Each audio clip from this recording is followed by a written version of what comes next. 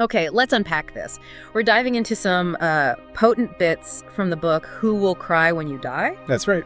And our mission really is to explore how this source sees things, what truly matters in life, legacy, finding purpose. Especially in a world that can feel, well, pretty disconnected sometimes. Exactly. And we're sticking just to the material provided here. It kicks off with a question that, honestly, kind of stops you in your tracks. Who will cry when you die? It's definitely designed to make you think, isn't it? The source shares this memorable piece of wisdom right at the start from the author's father. Oh, yeah. Oh, is that? He said, "Son, when you were born, you cried while the world rejoiced. Live your life in such a way that when you die, the world cries while you rejoice." Wow. That sets a high bar. It immediately frames it around impact, doesn't it? The impact we're having maybe versus the impact we could be having. And the source contrasts that sharply with, well, today. It points out this, paradox. We can land on the moon, fire missiles across the globe with, pinpoint accuracy. Yeah.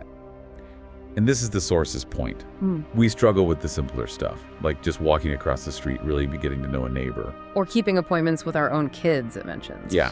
And the source argues quite strongly that despite having email, fax, digital phones, all these tools meant to connect us instantly. We're actually less connected. On a deeper human level, yes. That's the claim here. Never been less connected. So the source is saying this disconnect is happening despite the tools.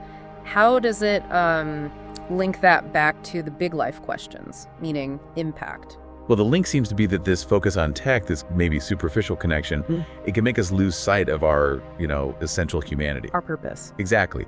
What truly matters for a life well-lived. Which brings us back to those direct, tough questions the source poses right to you, the listener. Like what?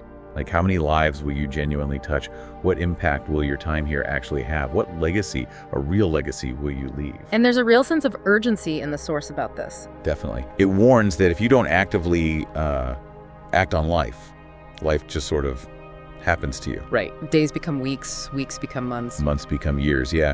And you can end up, as the source puts it, with just a heart filled with regret over a life half-lived. A life half-lived. Oof. And that regret, is hammered home with the George Bernard Shaw example. What was that again? On his deathbed, asked what he'd do if he could live again, he reportedly said, "I'd like to be the person I could have been, but never was." Wow. That lands hard. Captures that potential ache perfectly. Realizing too late you didn't step up. Okay, so, given this disconnect, the urgency, Shaw's potential regret, how does the source say we avoid that life half-lived? What's the answer it offers? Well, it seems that urgency, plus the common questions the author hears about meaning, contribution, simplifying, they all point towards the core solution in the source.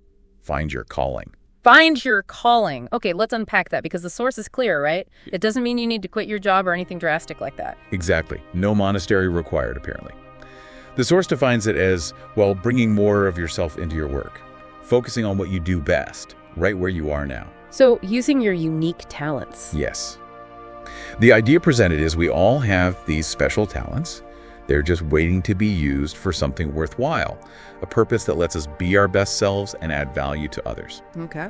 And a key part of this, according to the source, is to stop waiting. Stop waiting for others to make the change. And that connects to the Gandhi quote the source uses. Precisely. Be the change that you wish to see most in your world. So the source argues that once you take that step, embody that change yourself. Your own life starts to transform, inevitably. Okay, so let's try and pull these threads together from the source material we looked at. Right, so the source highlights this human disconnect, even with all our tech. Yeah, and it urges us to face those big questions about impact, legacy, partly to avoid that regret of a life half-lived. That feeling Shaw captured so powerfully. And the central solution offered is finding your calling. Which isn't some huge upheaval, but more about bringing your unique self, your talents, into what you already do. And actively choosing to be the change, like Gandhi said. The source presents that as the path to adding value, living a more meaningful life. So, given that urgency, the source talks about time slipping away, life acting on you if you don't act first. It really leaves you, the listener, with something to think about, based only on this material. Which is? Plus maybe one small step you could take, like today, to start living just a bit more in line with that person you could potentially be.